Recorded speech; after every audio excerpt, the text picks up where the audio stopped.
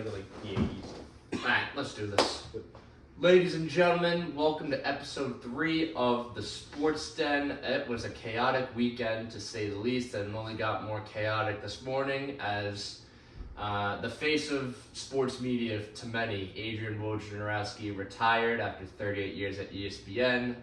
We'll miss you. Congrats on a great career. Best of luck in retirement. Nonetheless, welcome back here inside Townhouse 14, the new home of the Sports Den. I'm Andrew Jameson alongside Chris Bacchieri. Chaotic week in the sports world. Some good, some bad, but a lot of it you still kind of need to know what to make of it because, week 2 in the NFL is come and gone. Our team's pretenders, contenders, and even we got baseball chaos, something that I'm happy about.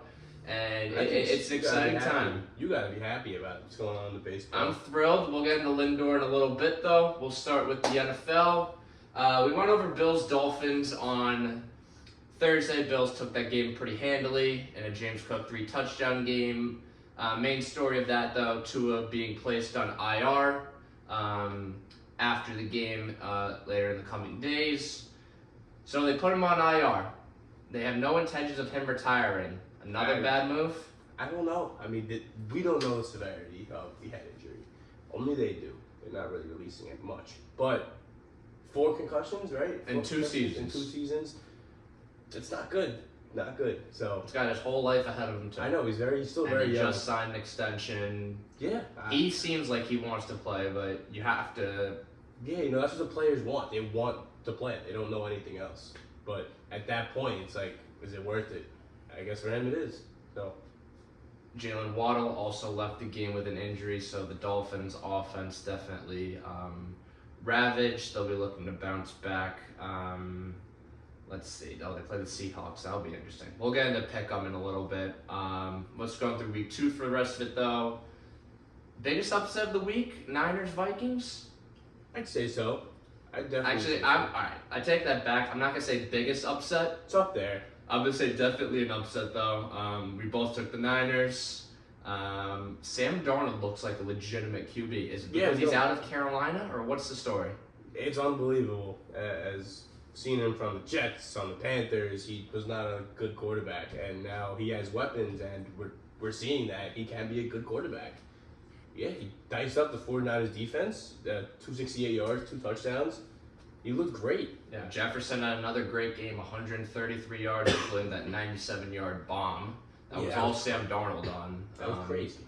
On that throw. The defense came to play. It was a complete team effort win, although looking at the Niners side of things, McCaffrey on the IR with that calf injury, and Deebo Samuel is expected to be out for the foreseeable future. Those are arguably your two best playmakers on that offense, so... You think the Niners are in trouble? It's tough to say, but yeah, there's definitely some worry just because of how many people are going on the IR, and you're losing to the Vikings. You were supposed to beat them pretty handedly, so. Are the Vikings a fluke though? I'm still not completely sold. You need one more game? I want to see. Still, they have a good game. They have the Texans. Yeah, so this weekend. I want to see how they play good in that game. Then maybe I'll start to shift gears a little bit. 2-0 teams. That should be a fun one. Week 3. We'll get to that pick later. Moving on though, Seahawks Patriots. Patriots, another competitive game. This one you feel like they could have won, but you can't be really dissatisfied if you're a Patriots fan. No. Seahawks fan, obviously you're thrilled with the DK Metcalf performance. Even Jackson Smith and Jigba, who went off for 12 and 117. Yeah, if you're a Patriots fan, your defense doesn't look horrible. It's okay. Jacoby Brissett, same thing as he did last week. He managed the game. He didn't throw any turnovers. He again near the 150 mark. There's really nothing else you can expect. Yeah, Tyler Lockett wasn't really much of a factor, and Kenneth Walker was inactive all game, so you have to be pleased with the performance. And Metcalf this is his year, I think, to establish himself as the wide receiver 1. We argued for so long now that Metcalf and Lockett are one of the better duos, tandems. Metcalf, I think, is ready now to take that next step into wide receiver 1 territory, and great sign on Sunday as the Seahawks are 2-0. Let's see. Next one here. Giants Commanders. Daniel Jones didn't play terrible, but not good enough to win. Yeah. Neighbors looked great though. Neighbors did look great. Really shined. It was 10 receptions, 127 yards, and a touchdown. He did have that drop, but we shouldn't only look at focus on the drop because he did have a very good game. Yeah, again, Jones didn't look bad. Jaden Daniels is low key, in my opinion. He's coming into shape. He looked pretty good, 23 for 29. Yeah, no touchdowns on the game. Brian Robinson Jr. though had a great game, 17 carries, 133. They have a lot of veterans on this team, the Commanders. Looking at guys like Zach Ertz, Austin Eckler, Bobby Wagner. Interesting to see how that much they'll contribute. But the Commanders won a game without scoring a touchdown.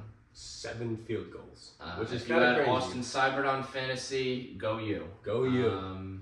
Can't imagine anyone would. But I don't think this game will amount to much, like for head-to-head bragging right purposes. But good for the Commanders because the Giants have had their number in recent years. Good for my pick'em. Chargers, Panthers, and what I should have had as the pick'em. We'll get to Cowboys later, but Herbert looks happy. He looks a lot happier. John Harbaugh is probably the best, or is it Jim Harbaugh? Which one is the Charger? Jim. God. I believe it's Jim. He's one of the best. He's probably the best thing that could have happened to Herbert. Yeah, easily. He looks happier. The acquisitions they got, J.K. Dobbins looks like a star again, which is honestly great to see as he was getting injured all the time. 17 carries. Quentin Johnson. We've thrown shade a lot at him on this show. And, some of it was warranted. Some of it might have been a little bit excessive. He had 2 touchdowns. He looks good. And Ladd McConkey is developing his game. And, we've talked about what the Chargers lost. But, they're hoping for a sense not to rebuild, but to reload.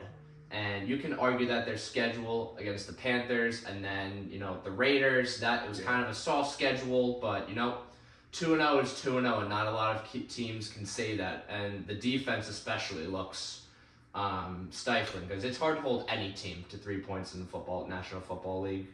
Except the Panthers. Panthers kind of stink. Yeah, we'll get to the Panthers side of it. Bryce Young, 18 of 26, 84 yards and a pick. However, the main storyline, Andy Dalton will be the QB1 starting this Sunday when the Panthers play the Raiders at 4 o'clock. Was this a wise move by them or no?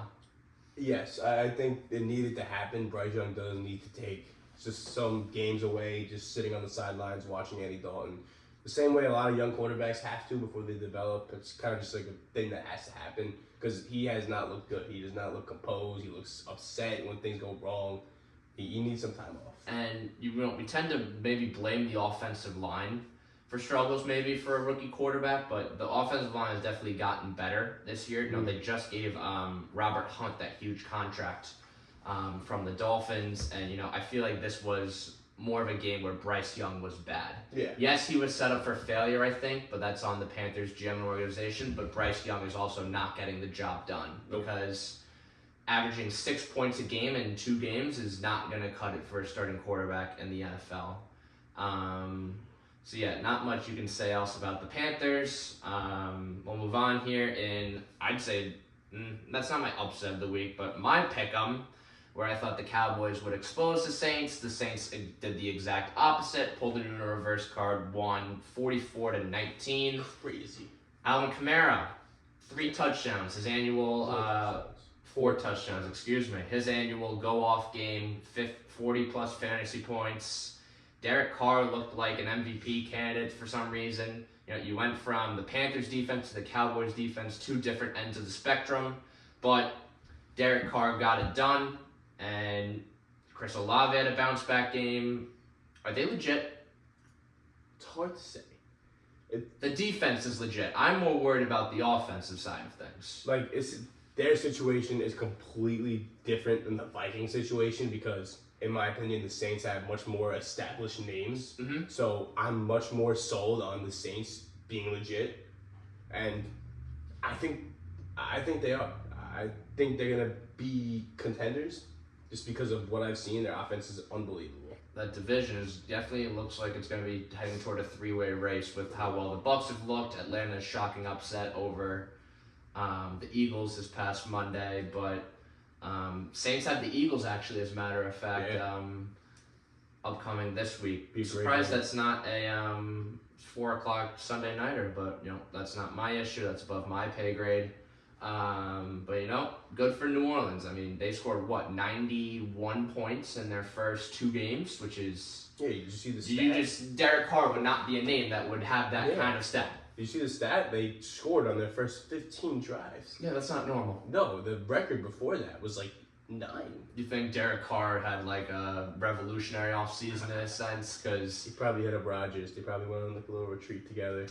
I mean, it's working. And if working. It works, don't fix it. Nope. So New Orleans 2-0, Cowboys fall to 1-1. I think they'll be fine though. Yeah, it's a weird game until the postseason. Yep. Colts Packers, and I thought this was going to be a closer game. It was a close game, but I just didn't expect Anthony Richards to, excuse my language, shit the bed like he did. Yeah, bad game out of him. He has his moments. He looks good and then he looks bad. It's hard to put him on the spectrum among quarterbacks just because he's very inconsistent. He also hasn't played enough. Yeah, exactly. 3 picks. You never want to see that out of your QB. And the Packers defense played really well. They really showed out on Sunday. And for the offense, Malik Willis, he managed the game exceptionally well. 12 of 14, 122 and a touchdown. They really depend on Josh Jacobs. Yeah. 32 carries, 151 though. But hey, 150 yards they're earned, not given. So good for him. He's back to averaging 5 yards a carry. He is the clear-cut face on this offense if Jordan Love is out for the foreseeable future. And they called his number and he performed. But the defense, Xavier McKinney stepped up. He has 2 picks already as a Packer. One of the more underrated pickups. Giants could be using him. But Giants have their own problems right now. But Packers, they bend but don't break in a sense. And exactly. In NFC North, that's kind of unpredictable and you don't know what to expect. They're going to be in the thick of it, I think, all season. Yes. Let's see. Browns-Jags. Did you watch this game closely or not really? I wouldn't say closely. Did you have any fantasy implications? Because that's still define if you watched it. No. Alright, basically, this was a defensive game. Cleveland's defense was strong. Trevor Lawrence, after they renamed the stadium from him, didn't even have a touchdown. 14 of 30, not even above 50% for 220. ETN had an okay game, but Cleveland's defense hasn't missed a beat. Nope. I think that's the main story here. 3 sacks on the game. J.O.K., I'm not going to try to pronounce his full name. He is massively underrated and has been a phenomenal pickup for them. Dalvin Tomlinson, I don't know why I know him by this, but I just remember the first play of the game in that Cowboys game, he ran Dak over. They've got a bunch of dudes on that team. Yeah, and in the physical AFC North, where it's kind of upside down right now, that defense can potentially win them games and be a difference maker for the team. But the Jags, their team, we don't know what to expect, and not a lot of eye-popping stats, and they're 0-2. And with teams like Texans and Colts, flying high, or Texans at least for now, flying high right now, the Jaguars seem to just be stuck in the same rut. Same rut they've been in the last 2 seasons. It feels like they haven't made any crucial changes to their roster. Still rolling with ETN, still rolling with Trevor Lawrence. It feels like the same team all over again. Well, speaking of teams that don't look the same, the Jets. Go Jets. You guys got to win. We got to win. However, a main story, Jermaine Johnson, your phenomenal young defensive end, out for the year with a torn Achilles. Yeah. What was your takeaways from this game watching it? This game should have been a blowout. I don't want to say they got lucky, but the Titans did get pretty lucky. Well, the Titans also have Will Levis. Yeah, and the touchdown that Will Levis threw to Calvin Ridley was all Calvin Ridley before. Was extremely lucky. He probably catches that 1 out of 100 times, and that was the one time. But hey, at least we won. Rodgers looked a lot better. He had a few really good drives down the field. Breece Hall's a star. Whatever. How about Braylon Allen? Yeah, I was just gonna say that. Braylon Allen. 20 years age difference between him and Rodgers, and he's 20 years old. He's our age, dude. He was born in 04. That's kind of sad for us to think. He was born in 04. He was born in January 04. Am I older than him? I'm actually curious. When's your birthday? June 19th. No, he was born in January. January 20th, I believe. Well, that's still sad for No, us. it's crazy, bro. It's actually But, crazy. He's got hey, 2 touchdowns. Jets got to win. A win is a win. They're always earned in the National Football League. One of your favorite players, Quincy Williams, was honestly the defensive MVP of that game. Yeah, he looked good. Also, shout out Will McDonald with 3 sacks. 3 sacks, yes. Will McDonald stepped up big in that game. We needed him to keep playing that way. Yeah, it's definitely going to be, it is Tennessee. Not every team is Tennessee. You have a short week, and you see how they'll respond versus New England in a game that you are favored, but some people are picking New England based off how well they've played for the most part. I don't hate it. I don't know why the Jets have not paid us on Reddick yet. I really thought they would have before the game. But so what's the latest update on him? There's really nothing. It's still at a standstill. We haven't paid him. Doesn't seem like we're going to. Especially after Jermaine goes down, and it feels like we need him, but they still haven't signed him. So. And to see what the Jets do there, especially on a short week. Thursday Night Football tomorrow, obviously. Bucs-Lions in a rematch of the divisional playoff in a very fun game. Yeah. Not one that people see the eye-popping stats again, but Baker played his role, got the job done. Chris Godwin is having a 2019 year when Tom Brady was his quarterback. 7 for 117. Yeah, he's looked and a very touchdown. good. And the vibes are high in Tampa. It's funny, we talked about last year, how Tom Brady left and it seemed like everyone else did, but the renaissance of Baker, and this team is right where they want to be, and they're a very fun team to watch and an easy one to root for. Exactly. You don't find people who don't like him. Baker looks great. The receivers look great. The vibes are high. I don't know what else you can say. Amon-Ra St. Brown for the Lions had a bounce-back game after that dud of a performance in Week 1. Jahmyr Gibbs had a little bit of an injury, but should be okay for this week for all your fantasy owners. What do you make of the Gibbs-Montgomery backfield? Because Gibbs was a top 20 talent in the fantasy this year. I don't like thinking in terms of fantasy, but should they be giving the rock more to Gibbs, or do you think Montgomery, how does it, what do you think? Personally, I'm not a fan of running back by committee. Okay. I think it's better, especially when you have a talent like Jahmyr Gibbs, to have him as the running back one, to use him in the ways he should be used. Personally, I think they're using Jahmyr Gibbs. They're starting to use him better. He's better in the receiving game. He's better as a throw it to him in the flat, let him work. He has 7 receptions, so that's pretty good. But I'm not a big fan of running back by committee. You can see by their averages, Jahmyr Gibbs averaged 6.5 yards a carry. David Montgomery 3.2. I think Gibbs is more of a valuable player. Montgomery is a great smash mouth guy. Mm-hmm. He can break tackles at a high rate and get tough yards. But I think Gibbs is just the more offensive, explosive potential. And when the Lions went to him late in the season last year, he went off. Exactly.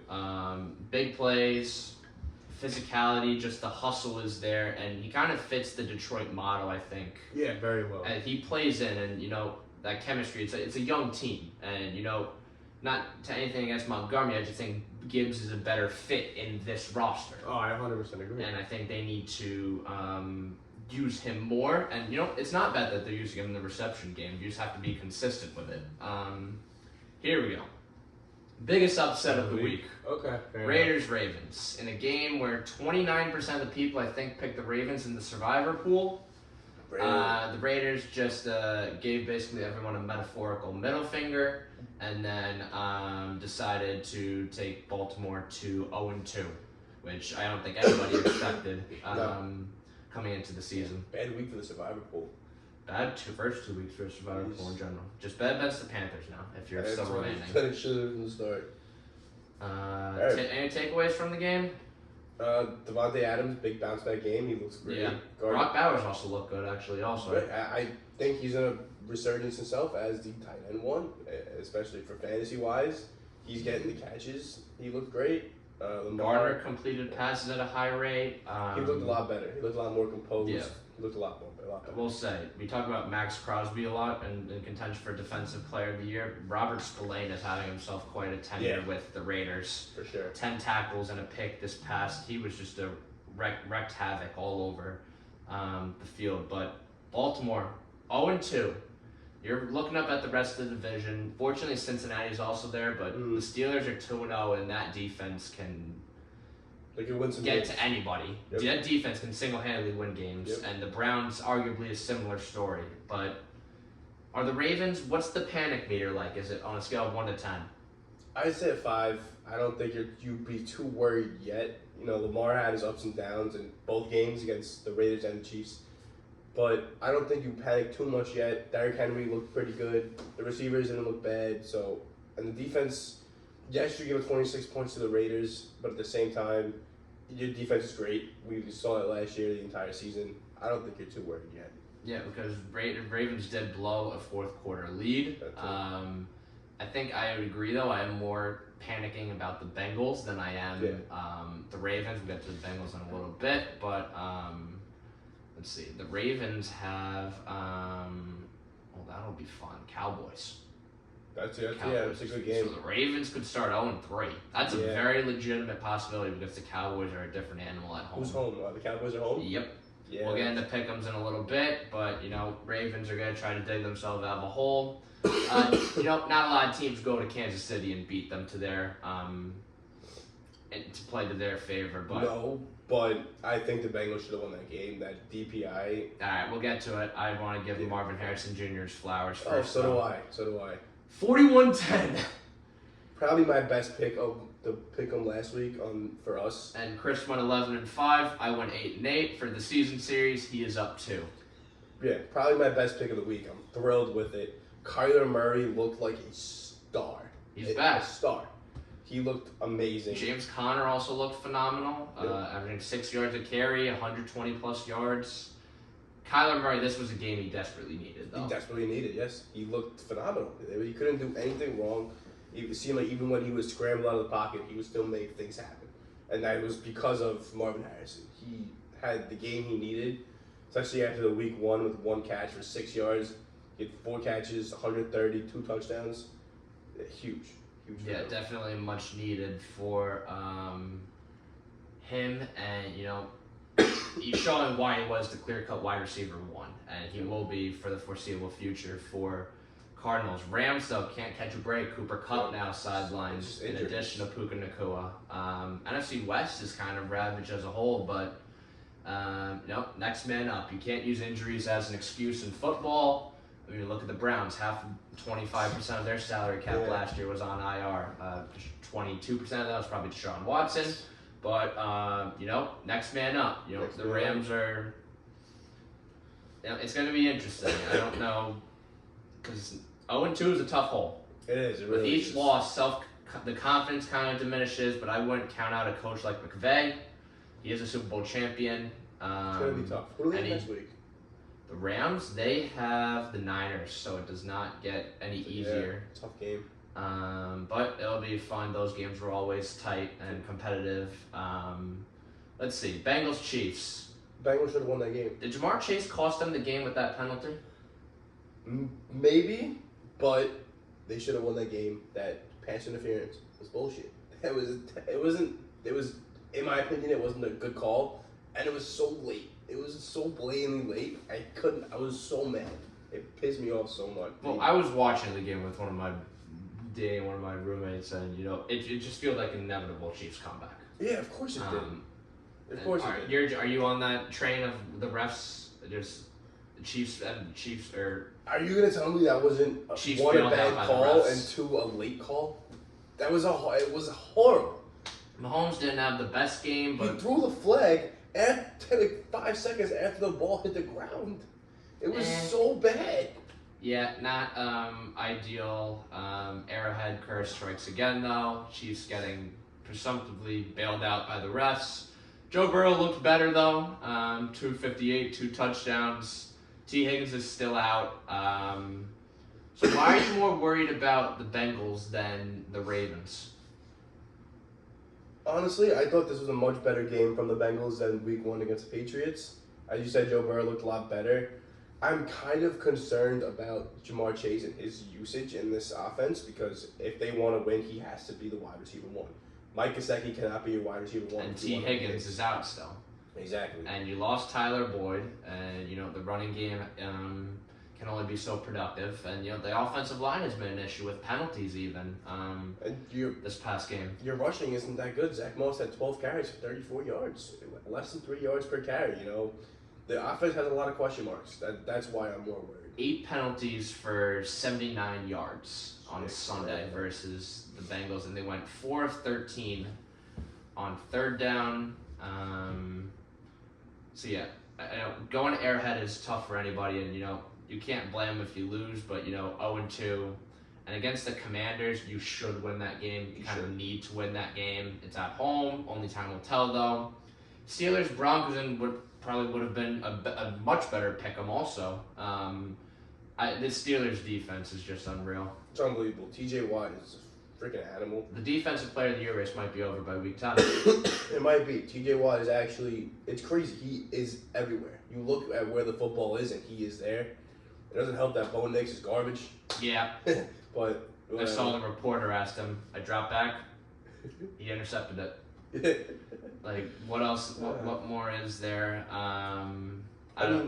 Yeah, but Bo Nix, it's part of a growing process, but do you see him getting any better? The Broncos potentially reaching 4 or 5 wins? I do see Bo Nix getting a little better because unlike Bryce Young, Bo Nix did have his moments. He went 20 for 35. He threw for 246 yards.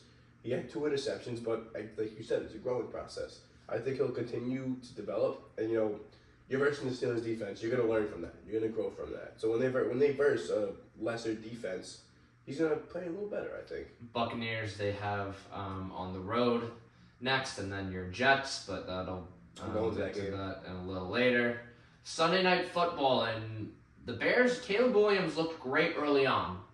Had a nice, crisp passing game, even with Keenan Allen out, but the offensive line certainly didn't do him any favors. Texans' defense was just everywhere and relentless in the second half. 7 sacks allowed by the Bears' offensive line.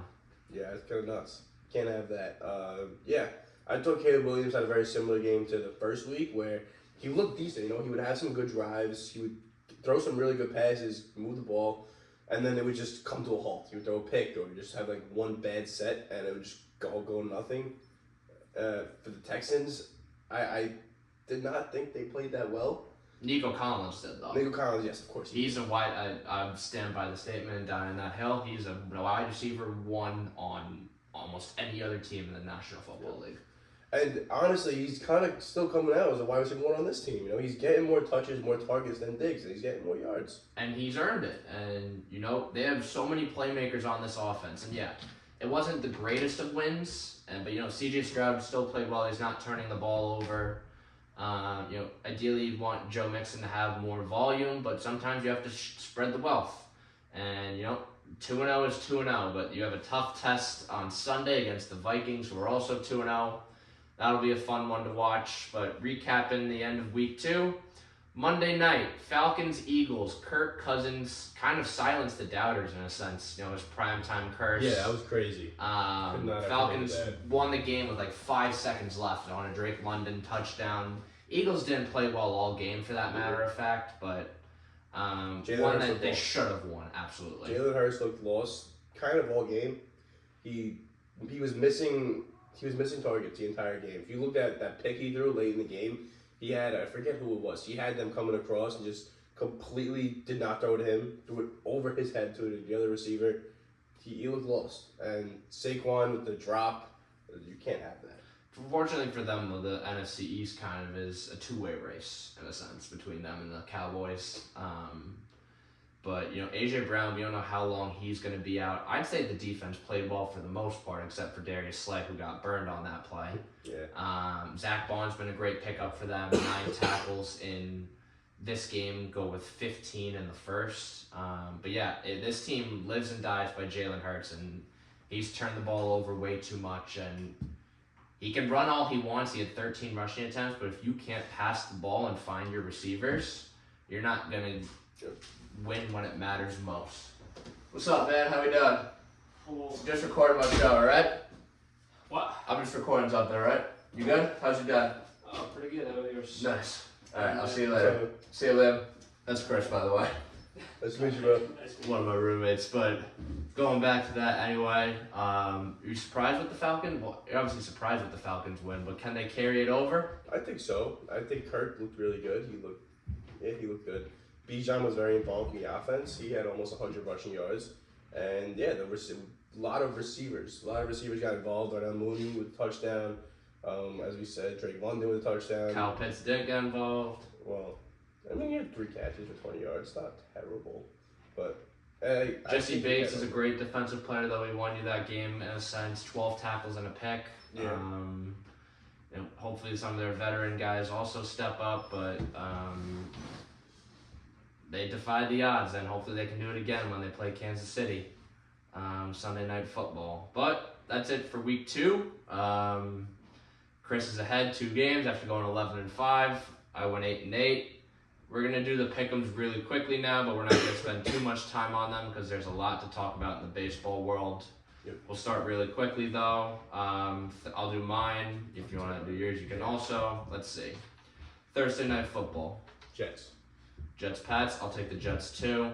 I just think the Pats sometime, it's got to come to an end at some point. I don't know why, but I feel like Aaron Rodgers has a good game. Jets defense, I think, will get to percent, because the Pats offense isn't really that explosive, nor has been for the first 2 games. We should blow them out. What are you looking for in this game, though? I'm looking for Aaron Rodgers to lead multiple good drives. I think our defense will be okay. I'm not really worried about stopping the Patriots' offense. I want to see our offense dominate. That's what I want to see. Do you think they can with Garrett Wilson, Breece Hall, and other guys like that? 100%. I think they can. You should win this game by what, 14, 15? Yeah, we should. Yes, we should.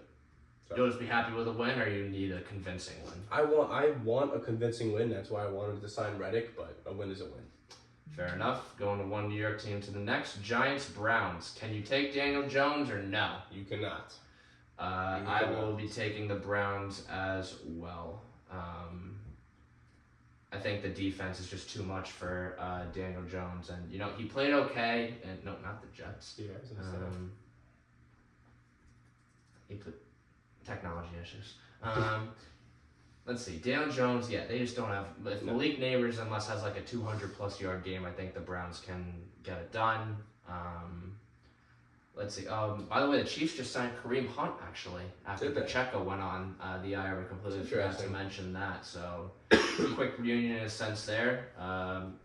One of them going to be more talked about games. Eagles Saints. Yeah, this is a tough one, honestly. Saints have all the momentum in the world right now, but the Eagles desperately need a comeback win. And on paper, the Eagles should win this. On paper, yes. Keep in mind though, the game is in New Orleans. And AJ Brown will more likely than not still be inactive. And I think because of how poor the Eagles' defense looked, especially in the last quarter of that Falcons game, I think I'm going to go with the Saints. Saints have a bunch of explosive playmakers from Rashid Shaheed.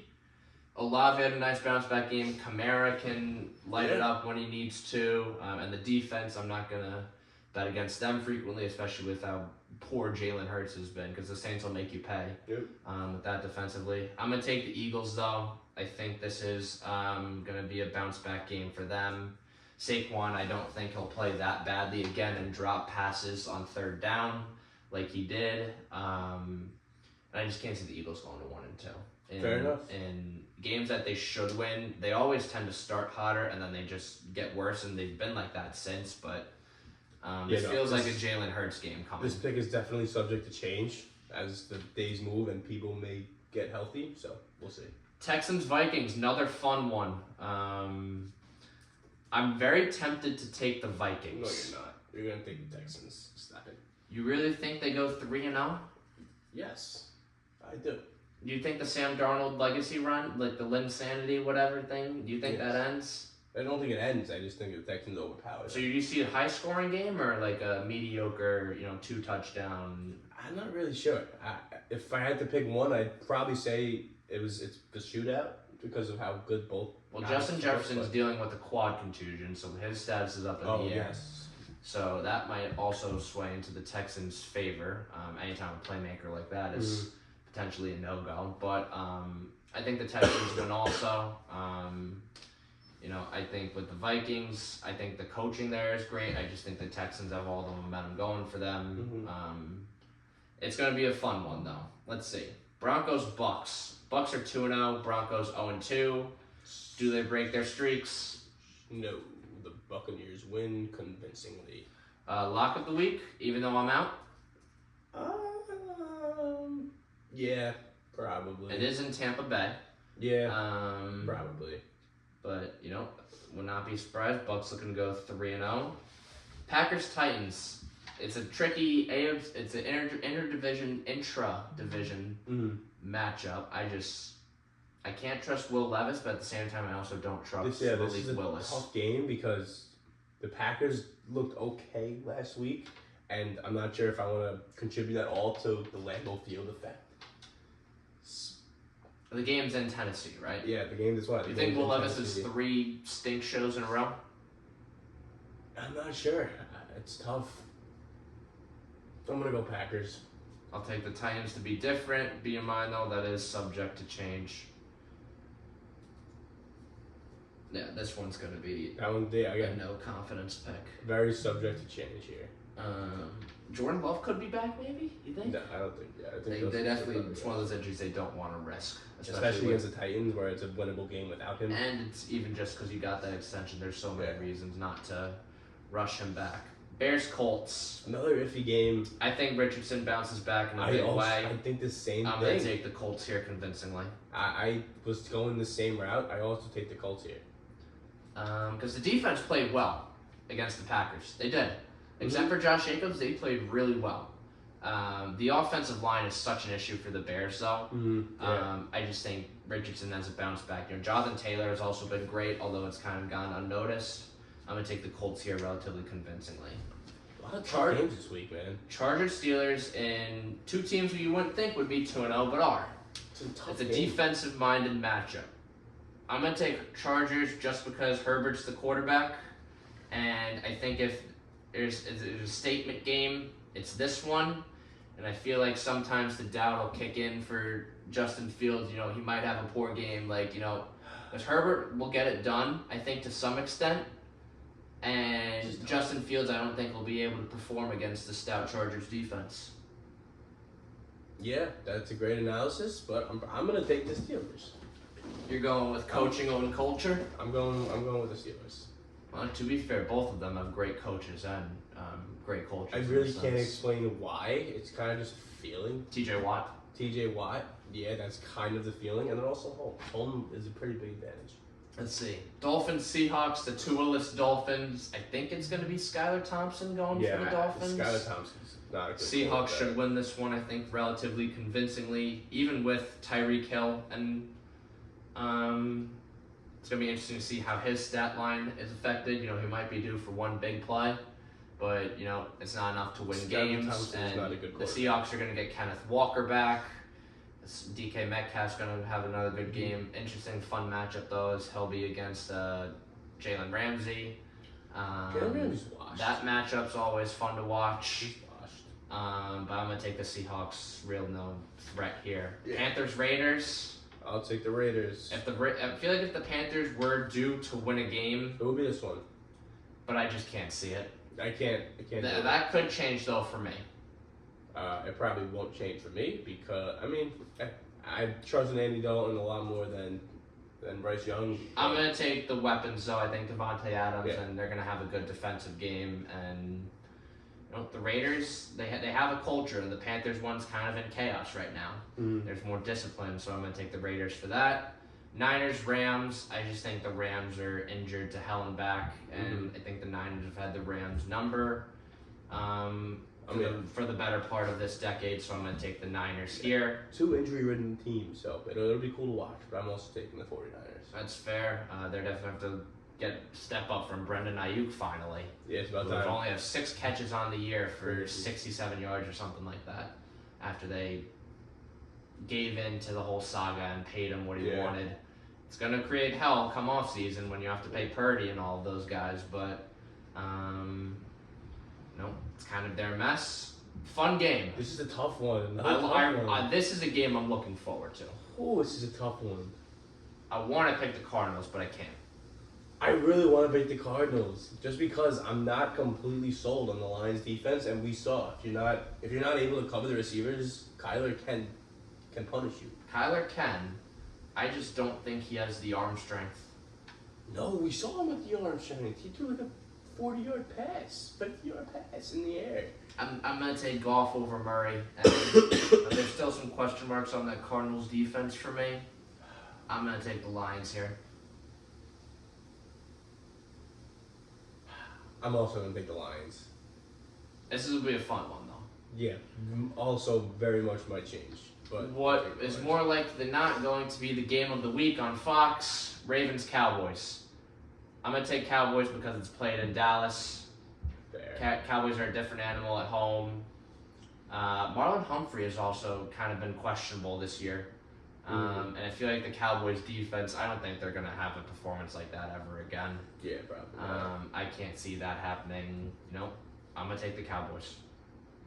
These are subject to change, by the way. I'm going to take the Ravens.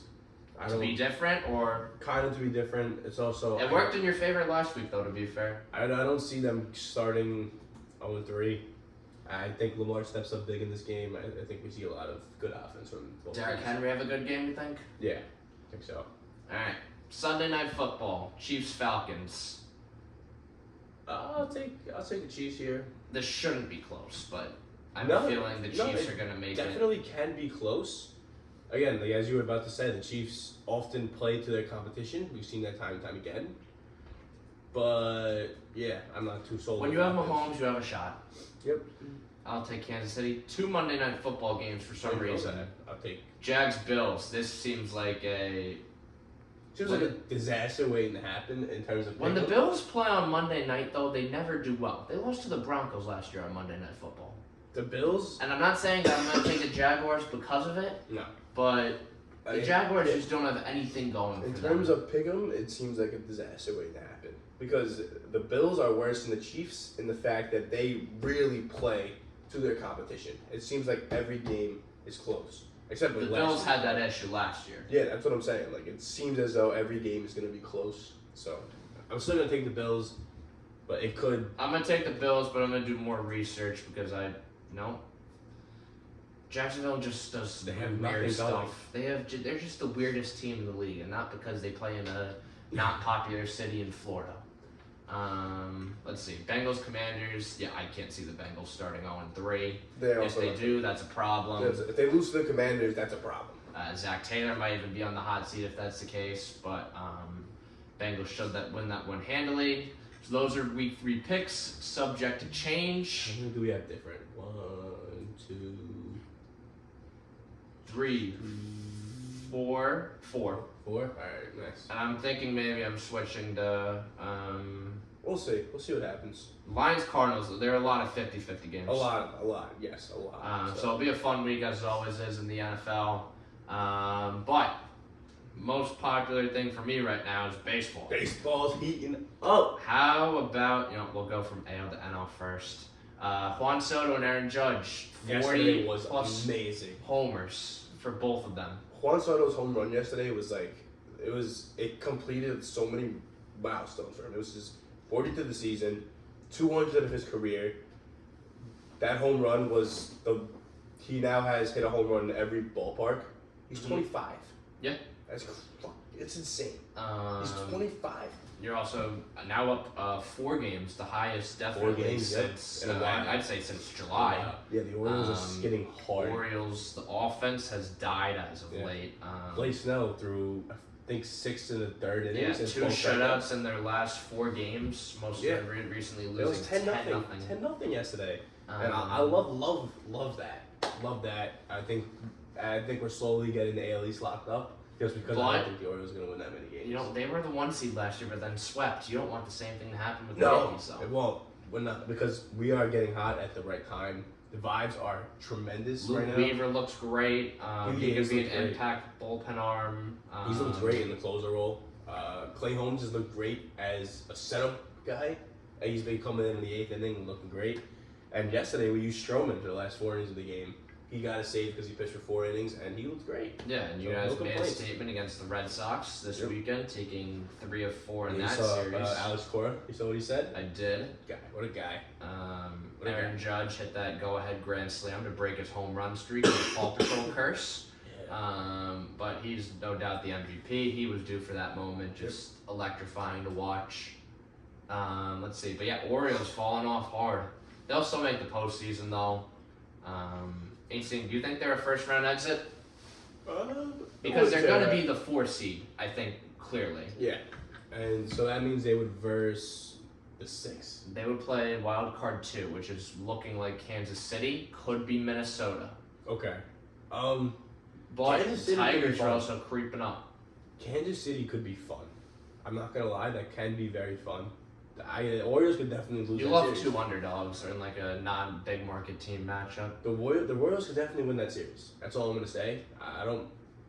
Yeah, it's gonna be close. They have that Whereas the Orioles are consistent in terms of records at both home and away. Royals are under 500 on the road. So certainly pivotal that the Orioles just try to build some momentum going into the playoffs. Let's see. If you're out of the postseason, I'm not gonna talk about you. Sorry.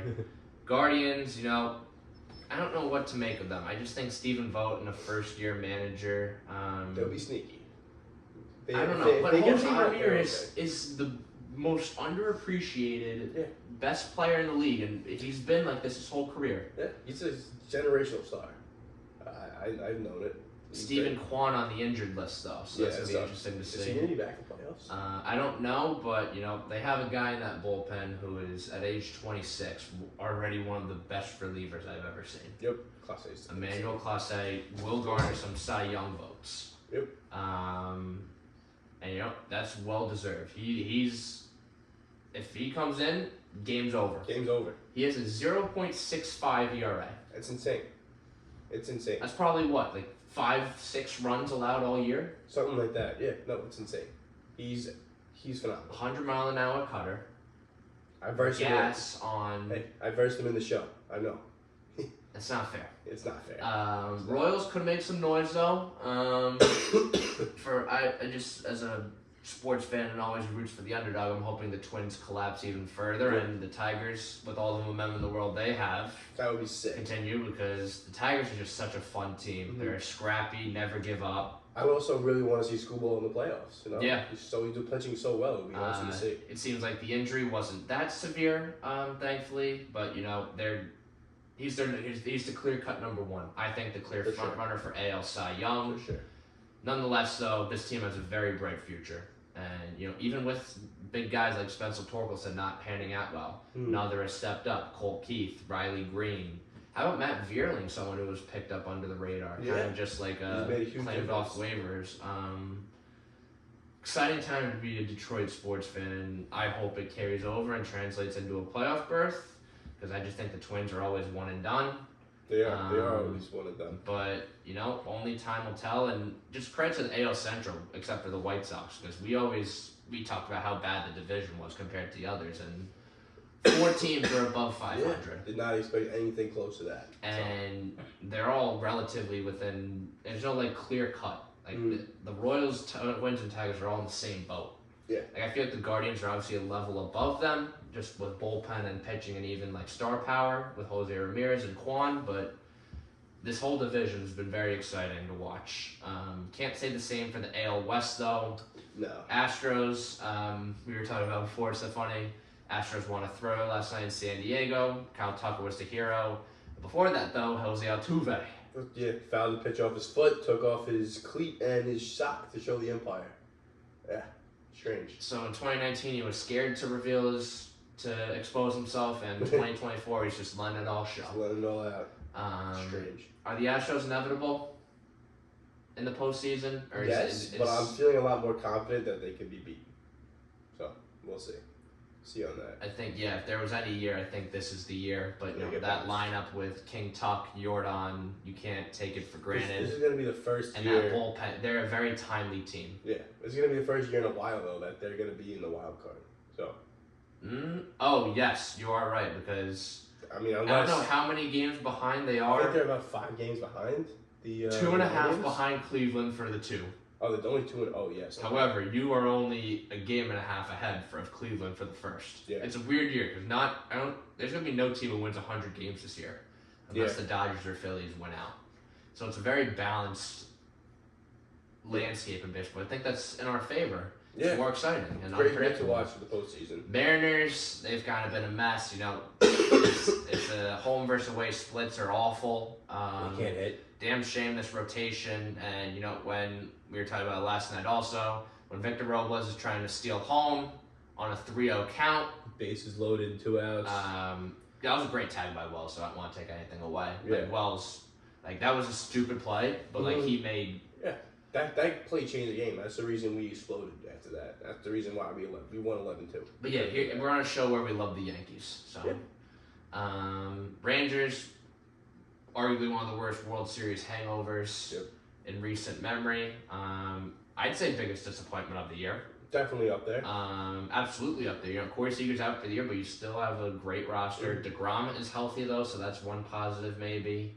They had a Mets rotation the other weekend. It was Kumar Rocker, then Verlander, then Scherzer. That's funny. Yeah, but A's, they're eliminated, but not a terrible season. You didn't lose 100 games, so be happy for that. Angels, yeah. The only thing I want to say about them, Mike Trout, they were considering moving him to a corner outfield position or DH when he should just look for a new team. They're not going to give him up. No, because Artie Moreno doesn't know what he's doing. He's going to be an Angel for life, and it's kind of sad, but there's nothing else they could do. He signed a deal with the devil.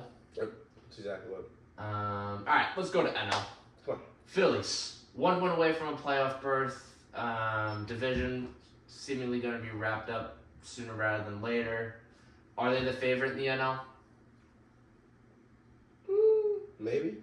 It depends if you break down with the Dodgers. I feel like a series between the two would be a toss-up.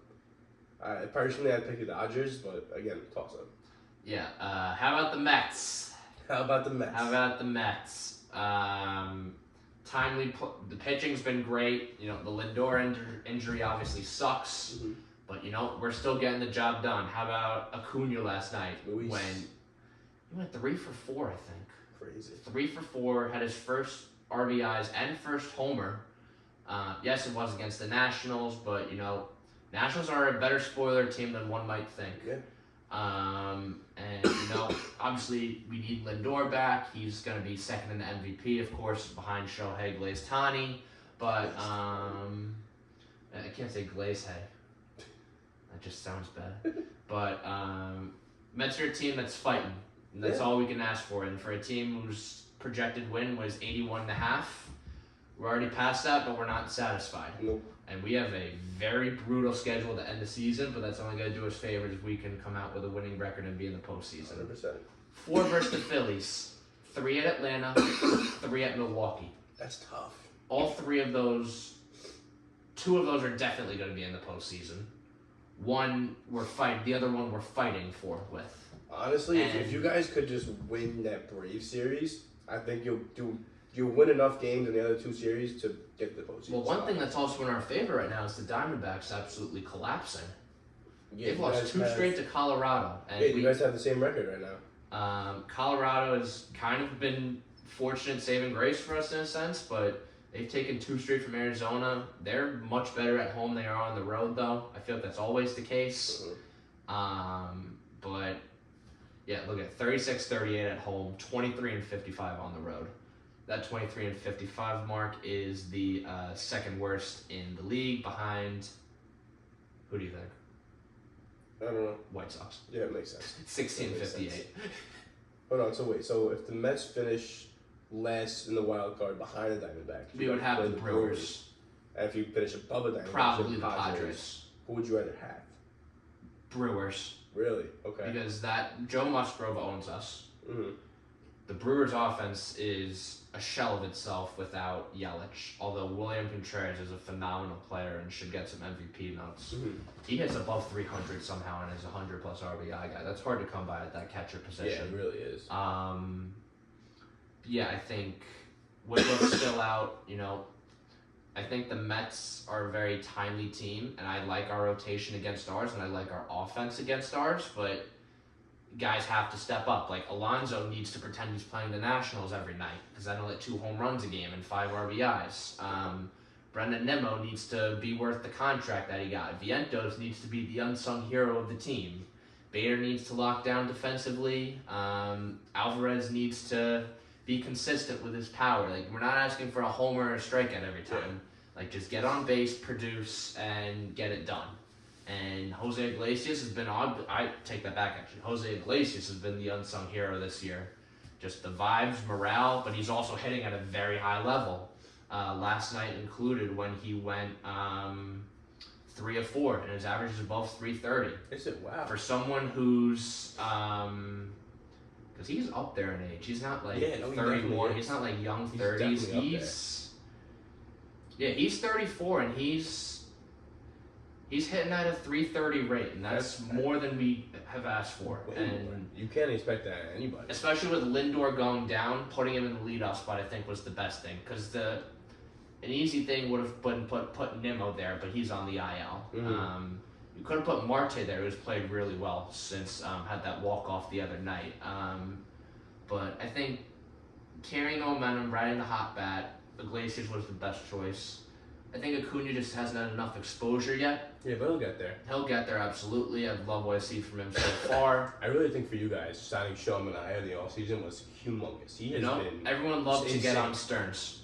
Everyone loved to get on Stearns for the moves he made, getting Manaea and Severino instead of guys like Snell and Montgomery.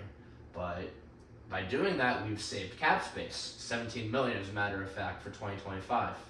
And Verlander has to do the penalty because he hasn't pitched enough innings, and Scherzer hasn't been available steadily for the Rangers in the first half of the year. So it really couldn't have worked much better in our favor. And because of how good they pitched, both of them. And I'm still thinking back to May when Jorge Lopez threw his glove in the stands after an extra inning loss versus the Dodgers, and it's like orange and blue skies. Yeah, I don't know. After that happened, it completely flipped the narrative. And for the Braves, they're still in the thick of it, but it's kind of hard when you have all of these injuries. Yeah. Austin Riley out. It's tough, Michael Harris has been out. Sean Murphy, by the way, has gone from an all-star catcher to an all-star chump. I think it's amazing, his fall. And when Ozuna doesn't hit, it's evident. Matt Olson has been better recently, but he's nowhere near the level he was in 21, It 22, kind of feels like their 23. vibe just died. Like once Acuna went down a few months ago, it just and the died bullpen out. has been spotty. Yeah, Getting rid of Tyler Matzik was probably the worst thing they did. 100%. They got Luke Jackson in that trade, and that just has not worked out at all. Pierce Johnson was another addition who has not panned out. Gave up 2 runs and had the loss last night versus Cincinnati. Shout out Spencer Steer on fantasy in my championship. Are you winning? No, I'm getting blown out, but Oh, really? I have 3 pitchers going tonight. It's heartbreaking. No, it's 2-week championship. Oh, is it? So the championships are 2 weeks. You think you're gonna come back? I mean, I came back. I gave up on the matchup literally the day before, and then I won. It's okay. So hey, anything's possible. Anything can happen. So we'll find out. Nats, Marlins, better luck next year. Brewers, it'll be interesting to see. The bullpen is definitely up there in terms of the best, but they just don't have the star power that the Phillies, the Dodgers do. Cubs, it was too little, too late. Pirates, damn shame that you bought at the deadline, but couldn't do anything with it. Paul Skeens maybe Rookie of the Year, or Jackson Merrill. I think Jackson Merrill took away with it. Cardinals, that maybe even another disappointment. Although I'm just going to say the Rangers, just because they won the World Series and we expected them to be back. We expected that from the Cardinals also. They had a terrible season last year. They kept the majority of the good aging talent, and everyone expected a bounce back, and they just kept it 500. Goldschmidt's production rapidly declined. Arenado, average, maybe not as much, but the RBI and homers definitely did as well. Pitching, it's only been so reliable. Ryan Helsley's had a great year, but he's a closer, not a starter. It's gonna be an interesting spoiler division though. Yeah. But for the Pirates, they got Brian De La Cruz at the deadline. He has the worst on-base percentage in the league, 274. Yeah, it's horrible. That was their main piece, and to think that this team was above 500 going into the All-Star break, then they lost 10, got no hit by Chicago. Kind of disappointing, but Very disappointing. At least you had some publicity in that sense. Yeah. NL West, finally. Dodgers. I think they're going to win the NL. They're getting healthy at the right time. I agree. Yamamoto's back. They're 2 stars. Although they did lose bad yesterday. Did they? Yeah, 11-9 to Miami. But I'm not going to go against the lineup that has Ohtani, Betts, Freeman. No. Teoscar Hernandez has a resurgence. Tommy Edman has been great since that trade. Just because their entire lineup could do everything. It's crazy. I'm curious if Will Smith just had an off day or if he's hurt. I think he just had an off day yesterday, though. The pitching's got to get into form, though. Yeah. Bobby Miller has not been good. I don't think he'll be one of their starters come playoff time. No, I agree. They're going to run Glasnow's also hurt still. Okay. So you have to think about so that. It'll definitely be tough.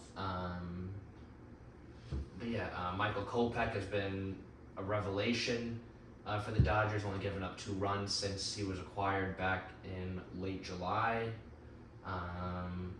Let's see, I'm just trying to see what their lineup looks like right now. Because Shohei is working his elbow, but it would be stupid of them to pitch him.